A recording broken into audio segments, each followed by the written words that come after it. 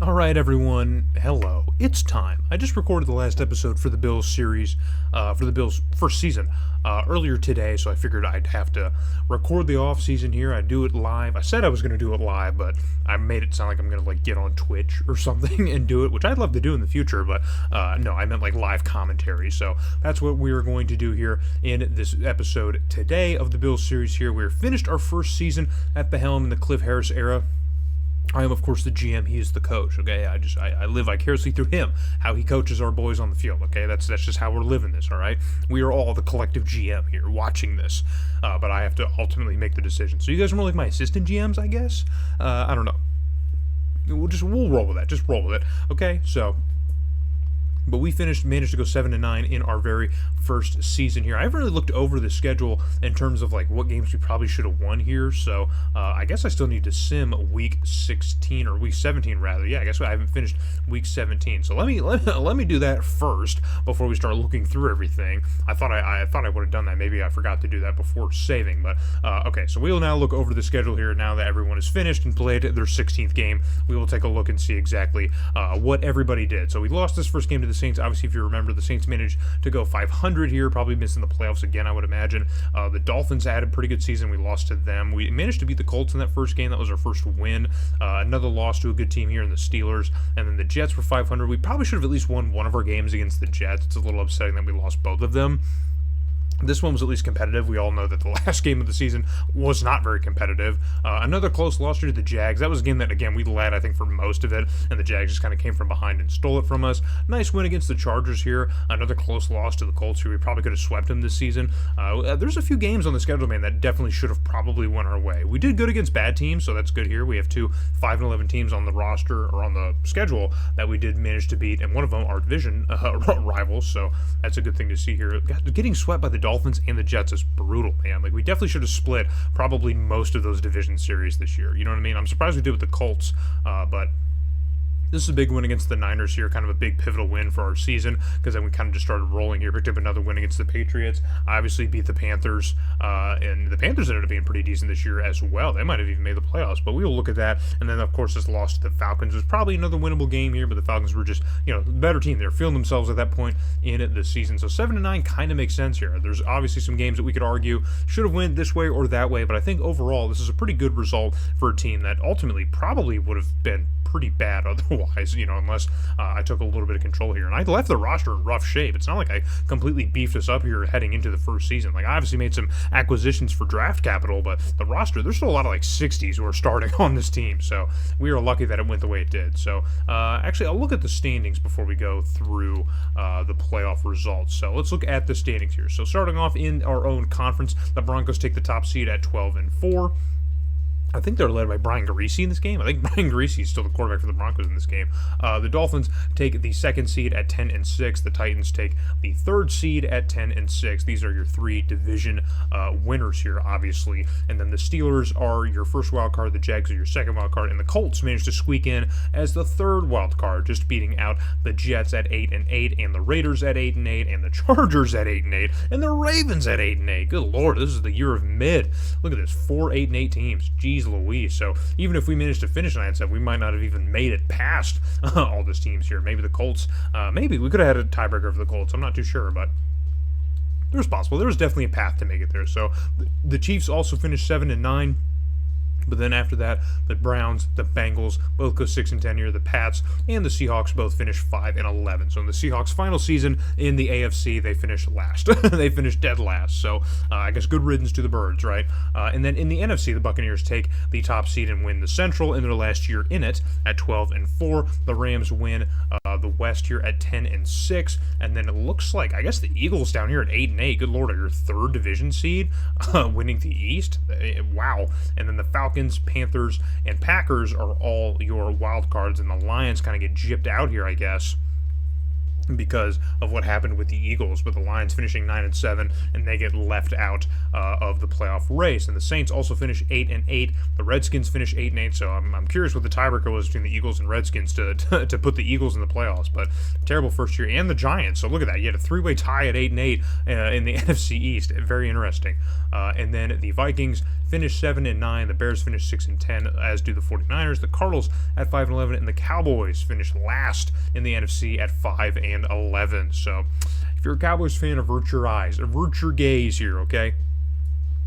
But that is how the standings lay out. So now we are, of course, going to look at the playoffs for this year. So you got the Colts and Titans here. I mean, this is a new, like, current division matchup, but in this game, this is the Central versus the East, as funny as that is. And then you have the Packers and the Eagles in the wildcard round, the Jags and the Steelers, and the Panthers and the Falcons. So nice rivalry matchup here in the wildcard round. We have a few of that, man. So I guess we'll simulate this round here and move ahead to the next round. So the Colts fall just shy of the Titans here, who are moving on. The Eagles actually managed to knock off the Packers and what would, I guess, be an upset, despite they had an undeserved home game.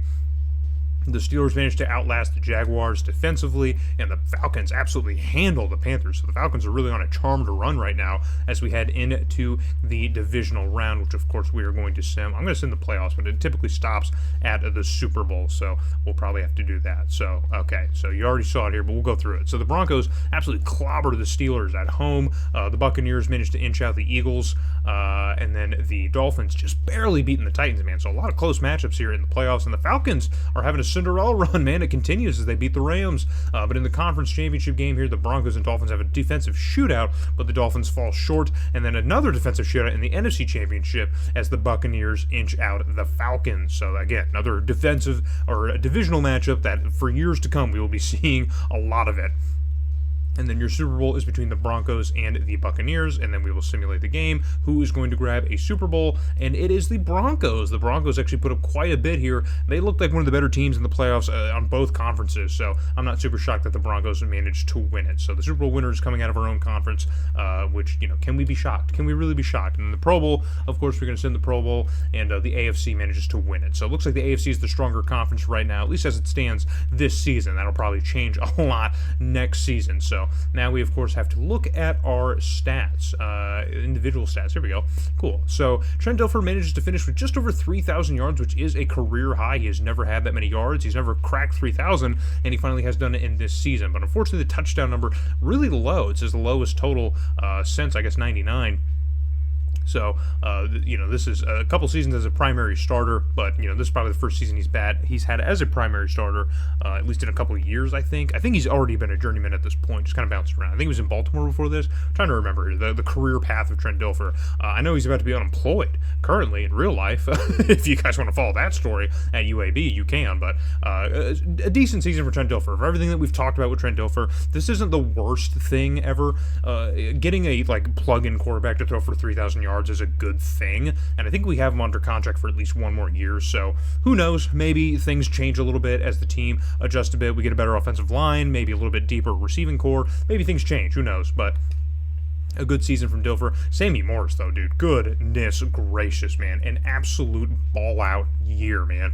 Year two, I mean, just the sophomore boom, man. Over 1,400 yards, 11 touchdowns. That's got to get him some sort of award, man. We're going to look at the awards, but that's got to be some kind of award, man, because goodness gracious. And Sean Bryson rushes for over 100 yards and 2 touchdowns on 16 attempts. So over the course of a season, that's obviously not good, but as a third-string running back, like, that's a good, like, you know, like, game, you know what I mean, type of thing there. So, you know, he chipped away at it all season long, and that's where he finished. But Travis Henry really didn't use him much at all this season, which I'm not a big fan of, so there might be something to do with him moving forward. I thought a lot would happen with him, but maybe Sammy Morris might just step in as our full-time running back.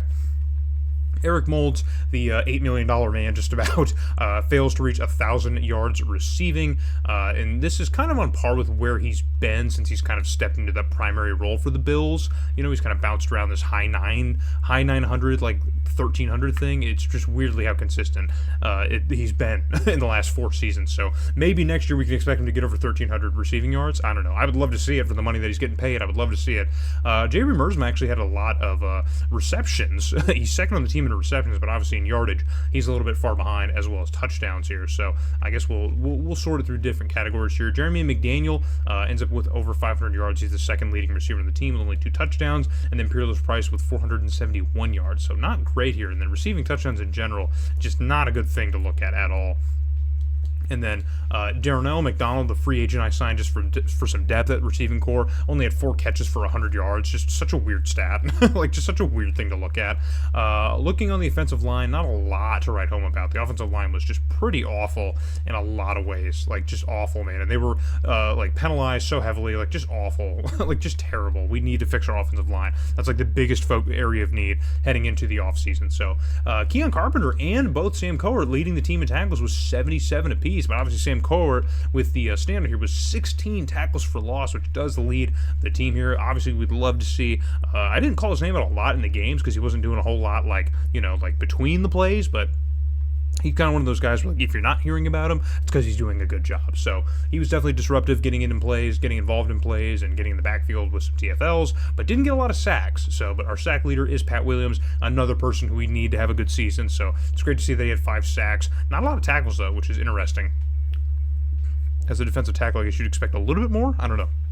And then interception leader is Nate Clement with 2. That's it. We only had 4 interceptions. So these defensive numbers are going to be very interesting to look at when we look at the stat rankings because, yeah, interesting. And then Steve Christie didn't miss a field goal. So, yeah, definitely I'm going to be tweaking the sliders for field goal kicking because that cannot stand, man. That cannot stand. As happy as I am for Steve Christie, it's not going to happen. It's just not going to happen. So let's look at our rankings now here. So we had the worst offense in total yardage. Yeah, okay. So this is why I typically don't look at stat rankings for the Madden games because it kind of gets like outweighted with the sim. It just kind of gets gross because like on average we don't average nearly enough. So I'm just gonna overlook it.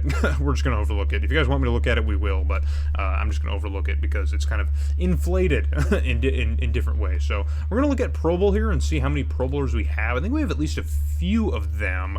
We should at least have a couple, I think. So scrolling through here, a lot of familiar names that you guys probably recognize, of course. Still struggling to see. I have not seen a single bill yet. Do we have a bill? Please. Can we get a single bill? Please. A single bill.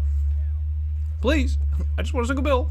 I thought Sammy Morris was on here somewhere. Let me look again here. Offense, defense, can I just get... Okay, well, our kicker obviously made it, so good for him. I'm happy for him. I'm very, very happy for him. Is this it? Oh no. Do we not have a... Yeah, I guess not. Yeah, interesting. Okay. Yeah. Sure. I guess we don't... Yeah, I guess Steve Christie is our only Pro Bowler? Sure, why not? But let's look at the yearly awards here, of course. And the MVP was Ronald McKinnon. Ronald McKinnon, 178 tackles, good lord. Oh my god, he wins it over Kurt Warner, for God's sakes. What is happening? What a broken game. What a just completely broken game. Well, who was the MVP in the AFC? It was Edgerrin James, of course. Not even getting votes. Sammy Morris, bro. Like, not even getting votes. He had a better season than Edgerrin James did. What are we talking about here? God, the voting is just rigged. No one was looking at Sammy Morris whatsoever. I'm shocked by this, man. Completely shocked by this. Yeah, dude, this is just wild. Dan Morgan, of course, yeah. That's to be expected here. Best QB, best running back even in the AFC. Okay, Sammy Morris is 4th in best running back. And, okay, so I guess Eddie George and Corey Dillon definitely had better seasons than Sammy Morris did, but Edgerrin James did not. So I'm very confused how. And he had the fewest amount of touches out of anyone who's on this list. So maybe that's a little bit more important here, averaging more yards also. I don't know. I'm not going to get into it. We're just going to leave it. We'll leave it where it is. That was the only award I thought that we might even have a puncher's chance at winning. So we're just going to move right on ahead here and get into the off-season festivities now. If there's any stats you guys want to see, speak now or forever hold your peace. Okay, I'm leaving. Bye. Now we're going to move on into our off-season. All right, what are we getting into here? Now, first we got to look at our retired players here. Rod Woodson is calling it a career. Chris Carter is also calling it a career. John Jensen had a career-ending injury, unfortunately. That's unfortunate for him. Bruce Matthews is calling it a career. Wesley Walls is calling it a career. Bill Romanowski is also leaving. Doug Flutie is gone, so it looks like it's going to be the Drew Brees show in San Diego. That upsets me. I was kind of thinking about maybe seeing if we could trade for Drew Brees and starting him, but looks like that ship is probably going to sail here. So Eric Allen is also calling it a career. Steve Berline. That's who it is. Steve Berline, not Greasy. Steve Berline is starting for the Broncos. Jerry Rice is also gone here. Terrence Mathis is out of here. Darrell Green is out of here. Ray Brown, Tony Martin, so both the top Falcons, the Falcons' top 2 receivers are both retired. Vinny Testaverde's gone out of our own division, which is nice, I guess, but they're just going to be rocking with Chad Pennington, so I know they're not all that worried. I think they'll be okay. Chris Chandler is also retiring, so yeah, it's going to be the Michael Vick show moving forward here. I'm trying to see if there's some other one. Garrison Hurst is gone, so that's something to look at as well. Brian Mitchell is also gone. Terry Kirby. Let's see. I'm just trying to see if there's anyone other here. So we'll look at our own team now and see if we're losing anybody. And we are. So Sean Price is leaving, which is fine. He's a 40 overall. Didn't need him on the team at all. So we're going to move on past, and that's going to be retirements. So quick one now. Now we're going to go to our re-signing phase. So, Alex Van Pelt, absolutely not. Robert Hicks, probably. I'm probably going to look over the roster real quick and see, like, exactly who needs to be where, and then we will definitely be looking into re-signing. But we have Sam Coward on here, and that's probably going to be a lot of the money. But look how much cap room we have, dude. We have $32 million. We only have about, like, $8 million or so, like, dedicated to players on the roster right now. So, yeah, so we're going to need to be, we probably have the money to bring Sam Coward back, and we're going to have to, because we cannot afford to let him walk. So let me gloss over the roster real quick and see. Actually, no, I know I can Sam Cowart right now. What's he want? 2.4 a year?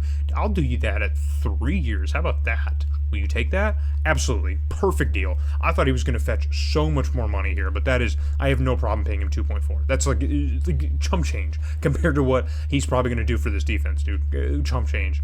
Ken Irvin, dude, at 2.10, what do you want to come back? No, dude, no. No. Keenan Carpenter, I think we will also bring him back at 175. Absolutely. I'll give you 3 years. How about that? Reduce the number of years, so he doesn't want to be here that long. Okay, so 2 years. Fine. That's fine by me.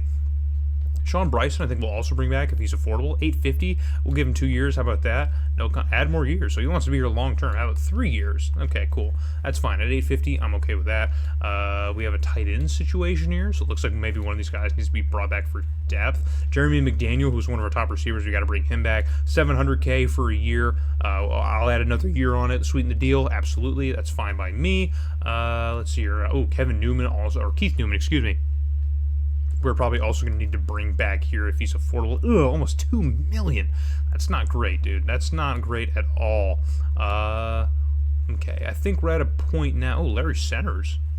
He wants 1.10 for a year. I mean, he's one of the best players on the team. He dropped a lot. He was at a 92 overall, so he's regressed a ton down to 87. So he's probably not worth the money. He was making $650 last year, but yeah, I think we can plug and play pretty much anyone there. I'm not going to waste any money on a fullback right now. We can put anybody in there.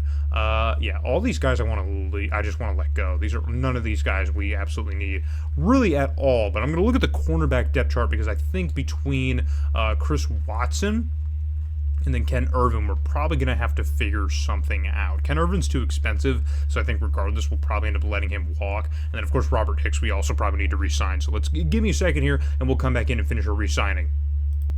Okay, so Hicks is one of the better offensive linemen that we have currently on the roster. For 240, I absolutely hate that. I'm going to see if I can bring him down a little bit, see if he'll take that.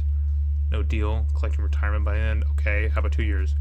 Okay, so I was able to chip off some money there. Maybe that's a little bit better. It's a little bit more money than I wanted to. I'm going to pass on Ken Irvin. We only have 4 cornerbacks on the roster, and Ken Irvin, I think, is making the most of it, so that's a deal that we definitely want to let go. We're going to let that one go. I think Bobby Collins we're going to bring back here, $750 for 1 year. A long contract? How about 2 years? Cool. All right, so now we have a backup tight end, so we can let everyone else walk here. Newman here, 1.95. Let's see if I can get that down to like 180. I'll do 180. And then 2 years, how about that? Long term, how about 3 years? Okay, cool. So we saved a little bit of money there and got Newman back. So the linebacking core is at least going to be held together a little bit. We need to upgrade at middle linebacker. That's a kind of a hole here. But and then Chris Watson, I think, is a good depth corner that we should keep. So let's see if I can get it down to 750. Add another year to it. Multi-year? Okay, 3 years. How about that? 3 years, I'll take some money off. More money. Okay, how about that? No deal? Long-term deal? 4 years? Okay, sure, 4 years, why not? So that's good in that. And then I think everyone else we're probably good to leave. Larry Centers is dumb to just kind of let go, but he's 12-year pro. I don't think we need him here. We can get younger and cheaper at the fullback position, and that's exactly what we're going to do. I could even waste a 7th-round pick on a fullback. We have the draft picks this year, so I don't need to worry about it. So we're going to let that happen, and then all these other guys, absolutely, man. We can just let go. All these 60s and 40s on the roster, goodbye, man. They are leaving. We are going in here. Into the expansion draft. Oh, good lord, maybe I should keep those guys. Oh man, I'm thinking about it now because I have to subject people to the draft. So we'll see how that goes. We're just gonna skip it. We're going to go to the expansion draft and see if we have enough players left to just kind of give to it. We already have a pretty thin roster, and I don't know if I have enough people to donate to this expansion draft. It's going to be rough here. It's going to be a little bit brutal, but I think we'll be able, we're going to let CPU handle the Houston Texans, of course, and we'll see if we can get into the expansion draft. Okay, so let you go. Yes. Okay, so we need to select, Avion Black. Goodbye. We're just going to get rid of all these guys who I just want off the team so bad. This is all just the bad guys that don't have any spot on this team here. And then I think that should be Brandon Spoon. Yeah, sure. Why not? Have fun with them, Houston. Have fun. So we're going to let the expansion draft go here. Okay. Like to withdraw players from the draft? No. You guys can keep them. No. You guys can keep them. Keep every single one of them. We don't want any of them back. Okay. Now we're going into the free agent period here. Once again, I'm going to look over the roster, and I'll probably chime back in once I'm done with free agency. I'm not going to talk through it. So I'll chime back in once I got a full free agent class that I can show you guys. All right, everyone, I come bearing gifts, a free agent class fit for a king. So we have completely upgraded at the middle linebacker position here with Jamie Duncan. We've added him. As you can see, our cap room, we've definitely eaten up a lot of the money here that we had available. There should still be enough for the draft picks because we are going to really need the draft. So just keep your eyes peeled on that. But we have completely rebuilt our middle linebacking position here with Jamie Duncan. And then I also added 2 big receivers here in Michael Westbrook and also Bill Schroeder. So these guys should be big step-ups here from like Peerless Price and McDaniel. like this should actually be a good receiving core between Eric Moulds and Westbrook as well as Schroeder. We should actually have a pretty decent passing attack here. Dilfer should have no excuse for not being able to find guys open because there's definitely guys open. And again, because of the whole year thing, I tried finding guys who are all in like that 4 to like 6 or 7 range in terms of years, so that everyone should at least be pretty young and should be developing with us. So I also got Talance Sawyer on the left end here. He's going to completely rebuild that position or just fix that side. So our pass rush should be a little bit better now on that side as well. Also grabbed Donald Willis, who's going to be our new starting left guard unless we can find one in the draft, which I doubt. So Donald Willis is probably going to be our starting left guard. Then got Cliff Gross out of free agency. He's from my Bengals series, if you remember. So we got him back here. He's going to be our fullback moving forward. Terry Cousins, a depth corner that I signed as well, and then there were no centers that were not like 10 plus veterans, so I just signed Randall Cummins, and hopefully we can find a center in the draft. I'm really hoping we find one in the draft because 74 or 64 overall would not be ideal. So I guess looking over the fun ones here, there's some fun free agent signings. I guess quarterback Sean King went to the Texans. The Texans have their option at quarterback, I guess. Gus Frerotte went to Green Bay. Interesting. Michael Bishop went to Seattle, even though they have Matt Hasselbeck. Ryan Leaf going to the 49ers. Just interesting stuff here, man. Interesting stuff all around. Jonathan Lynn, look at that, dude. The Texans are the top in like most of the things here. Larry Centers ended up going to the Chargers, which is something to look at, I guess here. Of course, we took the top 2 receivers. Derek Mason ended up going to the Raiders here. Obviously, they're trying to replace Jerry Rice, who just retired. Marcus Pollard, who I considered signing, but we don't really need him because we have Remersma. But Marcus Pollard is from the Colts, and they didn't use him last year. He ends up going to Seattle, which, again, no longer in our conference, so I'm not super worried about that. And then Rutledge, too. Rutledge is also a familiar face. He was from the Patriots, and they didn't use him, and he ends up going to Oakland to play for the Raiders. So there were just some fun Texans players that got signed that I was kind of focused on. I just thought it was cool that the Texans were, like, kind of, like, really active. You see what I mean? Like, they signed Eric Williams, so they have, like, a great right tackle now. I'm very curious what their cap situation looks like. Like I'm very interested to see what that looks like because they probably signed like a ton of guys. Look at this. They signed Kennard Lang too, like defensive tackle. They were busy, man. The Texans were absolutely busy, but that is how free agency goes. And now we are going to go to the NFL draft. So I will tune back in once we have a full draft class.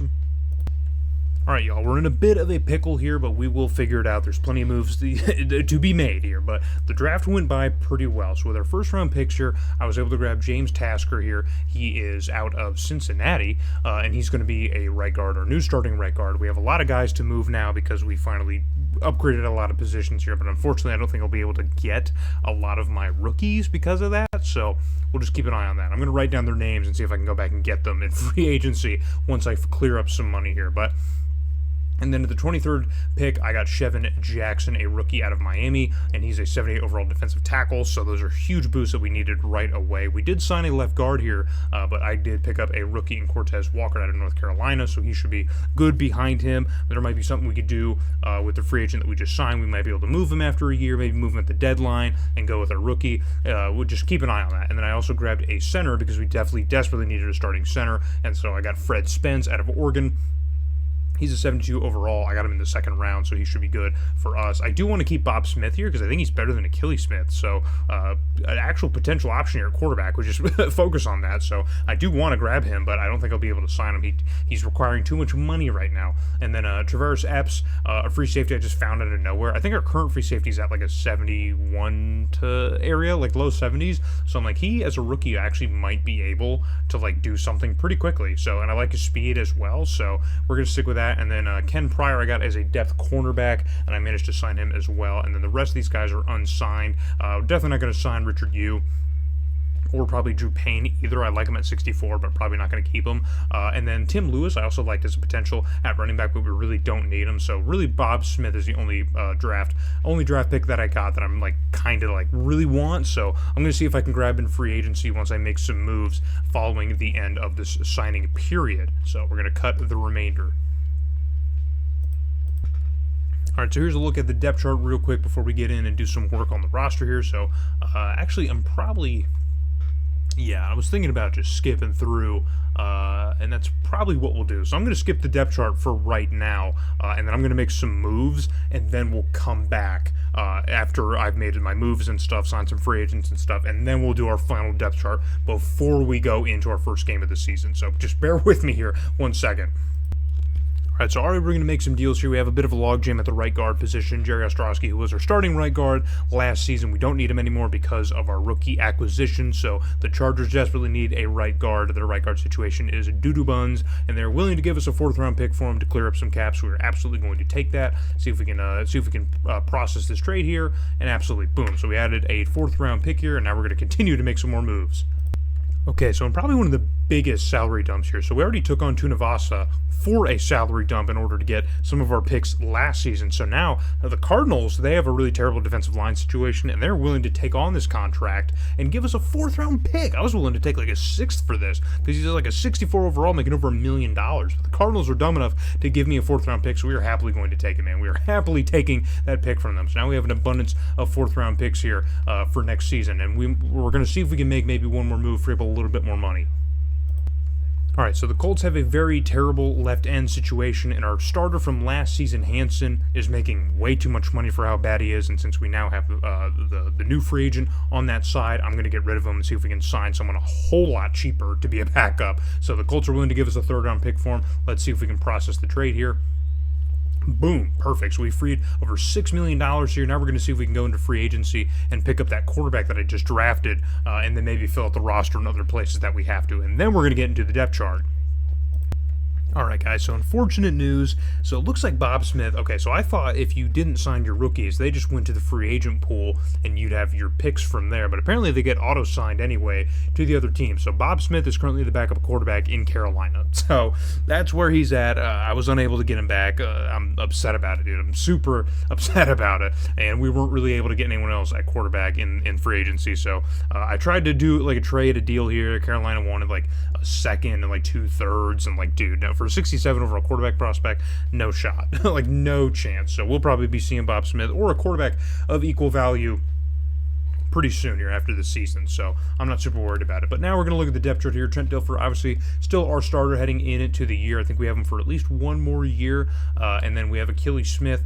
Actually, I'm probably going to do that. Let me go to, the release here. We'll look at the money here. So, so we're going to start off with sort of by overall here. There we go. So, Trent Dilfer is our starting quarterback, of course, again here, and we have him for one more year, so hopefully we can get something out of him. I don't know if we'll be keeping him around. We might be going into the offseason looking for a brand new quarterback, but we got one more year of Trent Dilfer at least, and then we have Achilles Smith for a few more years, so he's going to be here for a long time, and he's not a super far step down from Dilfer, so if we have to, we can. I prefer not to, but we can.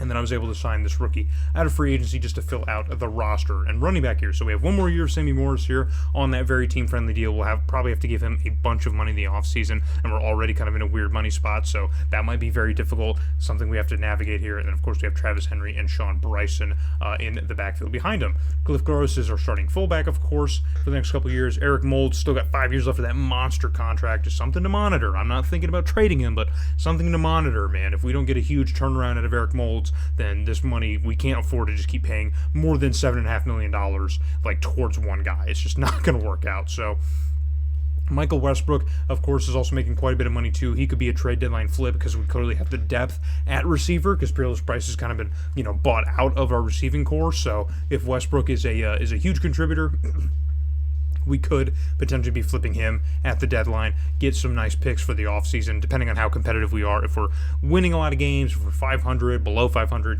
that might be something to monitor here. But between Schroeder and Price, we should still be fine, even if we lose Westbrook. So I was hoping Westbrook would help us be competitive, but if we're not by the deadline, then that's probably what we're going to have to do. And then at the tight end position, of course, we still have Reed Mersma at an 86 overall. John Fina, who had a terrible year in terms of penalties last year, he is up to an 80 overall, so we have him for a few more season, so that's where he will be. Cortez Walker actually was better than Donald Willis, so Cortez Walker is going to be our starting left guard at a 77 overall. He didn't want a long-term deal, so we only gave him 2 years, and then our starting center is going to be Fred Spence, the rookie that we signed. So we got 3 rookies starting on our offensive line. We've completely rebuilt it, which is what we needed to do, so I'm happy that I was actually able to do that. It's very rare in these old Madden games where I'm like, dude, I need to do this in the offseason, and then they never give me the chance to do it. But I was actually able to rebuild our offensive line in just one offseason, in just one draft, really, basically. So give me some big ups on that, man, some GM stuff. But James Tasker is going to be our starting right guard here to 79 overall. At right tackle, of course, we have Robert Hicks, who we re-signed.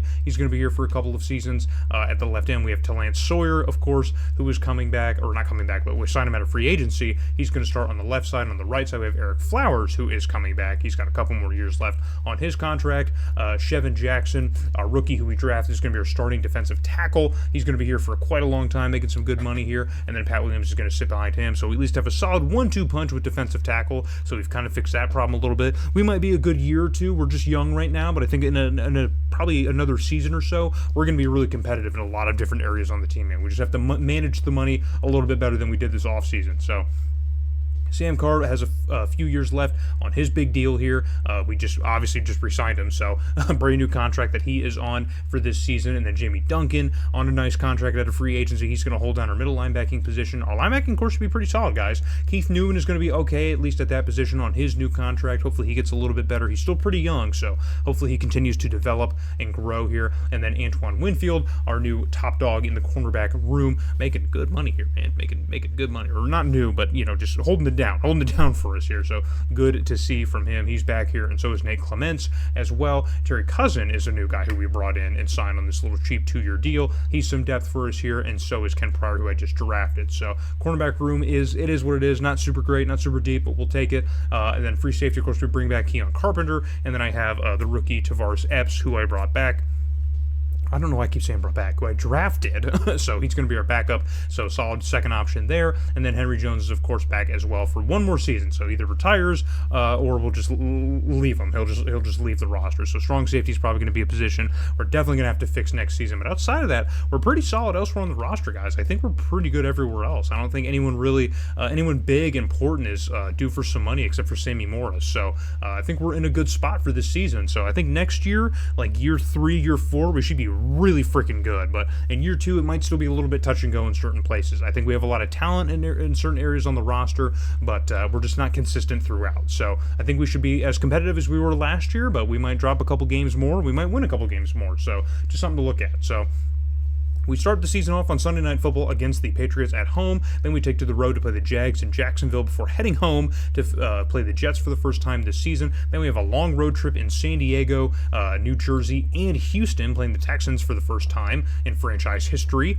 But that's a tough little road stint there. And then we finally head home. That's where the deadline is, too, so we will really know what kind of team we are by week 6 in this Texans game. We will really know what kind of team we are. But then we're home with the Bears, and then we take to the road to play the Dolphins in Miami, and then the Packers in Green Bay before heading home to play the Colts, and then we're on the road against the Pats before welcoming the Dolphins for the second time back at home. Then we have the Vikings in the Dome. Thank God, that's going to be late in the season, so don't have to worry about snow as we're going to be in the Metrodome. Then we have the Titans at home, the Browns at home, and the Lions at home is how we're going to end our season. So I forget that now, because in Madden 02 with the expansion, there's no bye weeks anymore. It's just 16-week seasons. It's just how the scheduling mechanic in this game works now with the expansion of the Texans. So we do not have a bye week here, but we do finish off with the Lions. So it's going to be interesting. We're going to look here at the little splash screen and see what our numbers are at now. Hey, we improved a bit. I think we were, 74 overall last season? Now we're up to 81. We actually kind of contend with the Patriots. I'll take that, dude. That's pretty freaking cool, man. Remember, Drew Bledsoe had an amazing year last year, so that's definitely going to be something to look out. So something to look at. But yeah, so that's how the offseason's going to end. That's how the season's going to end. I guess I can leave it on the screen or whatever. I don't know. Whatever. Just leave it at that. I'm just going to get out of here. I've been rambling long enough here. 35 minutes. Typically shorter than my other offseason videos. The Raiders ones were like over 50 minutes, so I'm getting a little bit better, a little bit more efficient maybe. I don't know. You guys can comment, tell me that it was a complete mess, and then I should just do more scripted stuff, and I'll listen. I will agree, but either way, hope you guys had fun watching this video here. First offseason is in the books. We're going to watch every single game again because that was fun last season, and we got through it pretty quickly, so hopefully you guys enjoy coming back and we watch this Patriots and Jaguars game is how we're going to start off the first episode of the year of the second season. So when we come back here, we will be at home in our home opener welcoming the Patriots. So thank you guys so much for watching, and I can't wait to get into year number 2. Hopefully we can maybe, I don't know, I don't even want to say make the playoffs. I don't even think it's possible, man, but who knows? We're definitely better than we were last year, and we almost did it. So maybe playoffs is on the table this year. Who knows? But thank you guys for watching, and hope you enjoy the ride for year number 2.